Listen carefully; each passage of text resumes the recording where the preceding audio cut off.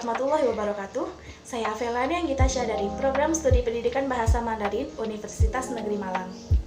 Kali ini saya akan menyampaikan tentang teori kognitivistik. Teori ini berpandangan bahwa belajar merupakan suatu proses internal yang mencakup ingatan, retensi, pengolahan informasi, emosi, dan aspek-aspek kejiwaan lainnya. Teori kognitivistik mengungkapkan bahwa belajar yang dilakukan individu adalah hasil interaksi mentalnya dengan lingkungan sekitar, sehingga menghasilkan perubahan pengetahuan atau tingkah laku. Teori ini lebih mementingkan proses belajar daripada hasil belajar. Dalam teori kognitivistik ada dua bidang kajian.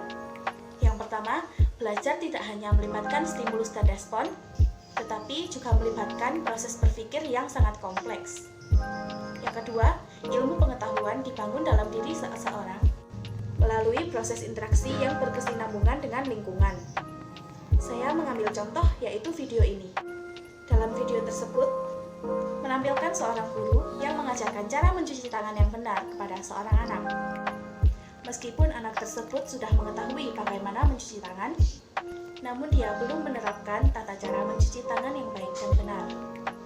Lalu, sang guru pun mempraktikkan tata cara mencuci tangan yang baik dan benar, dan meminta anak tersebut untuk mempraktikannya juga. Hal ini didukung oleh teori kognitivistik menurut Ausubel.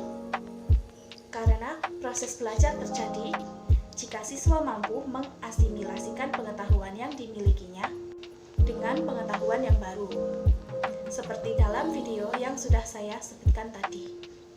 Teori ini juga disebut sebagai teori belajar bermakna.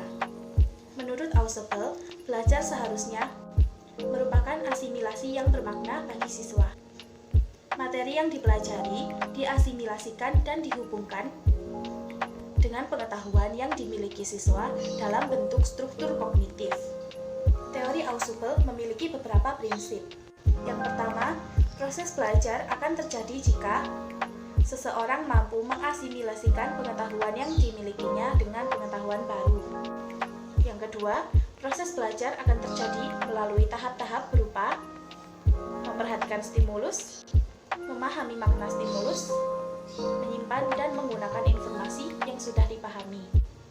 Yang ketiga, siswa lebih ditekankan untuk berpikir secara deduktif. Selain itu, terdapat aplikasi teori kognitif dalam pembelajaran.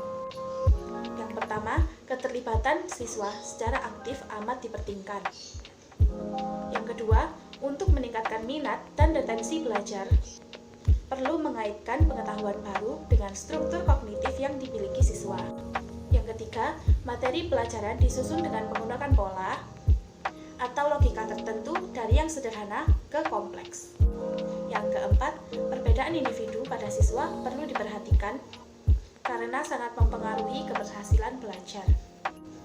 Dalam contoh video yang saya ambil, sudah jelas terlihat bahwa guru berusaha untuk menyempurnakan pengetahuan anak tersebut dengan memberikan stimulus mengenai tata cara mencuci tangan yang baik dan benar, agar dia memperoleh informasi baru dan bisa diterapkan dalam kesehariannya.